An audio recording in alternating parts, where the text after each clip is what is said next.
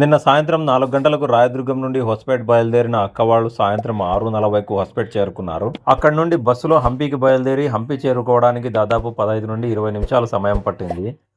హంపి చేరుకుని హంపి విరూపాక్షుని సన్నిధిలో ఆ రోజు నిద్ర చేయాలి అనుకున్నారు. కానీ గుడికి దగ్గరలో శివరామ అవధూత మఠానికి వెళ్లి అక్కడే నిద్ర చేసి మరుసటి రోజు తెల్లవారుజామున నదిలో స్నానం చేసి గుడికి చేరుకోవాలని ప్లాన్ చేసుకున్నారు. తర్వాత రథసప్తమి రోజు తెల్లవారుజామున నదికి వెళ్లి స్నానాలు చేసుకుని అందరూ గుడి దగ్గరికి వచ్చి అన్నాభిషేకం టికెట్లు తీసుకుని దేవుణ్ణి దర్శించుకున్నారు. అక్కడ పూజ ముగించుకుని విరూపాక్షుని గుడిలో ప్రసిద్ధి చెందిన శిల్పకళ సూర్యకిరణాలు గాలి గోపురం పైన పడి దాని నుండి వచ్చే వెలుతురు రివర్స్ లో నీడలా కనిపించే చోటికైతే వెళ్లారు. అది చూసుకుని అక్కడ నుండి రామలక్ష్మణ గుడి దగ్గరికి వచ్చారు. రామలక్ష్మణ గుడి దగ్గర రథసప్తమి సందర్భంగా కొంతమంది భక్తులు ప్రసాదం ఏర్పాట్లు చేశారంట. భోజనాలు చేసుకుని రామలక్ష్మణ గుడి ఆ చుట్టూ పరిసరాలు నది చూసుకుని మళ్ళీ శివరామ అవధూత మఠానికి అయితే వచ్చారు.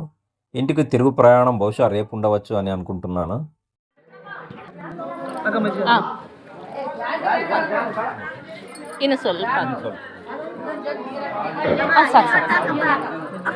శివరామ అవధూత మఠానికి దగ్గరలో వినాయక దేవస్థానం అయితే ఉంది. ఈ వినాయకుని గుడి విరూపాక్షుని దేవాలయానికి దగ్గరలోనే ఉంది.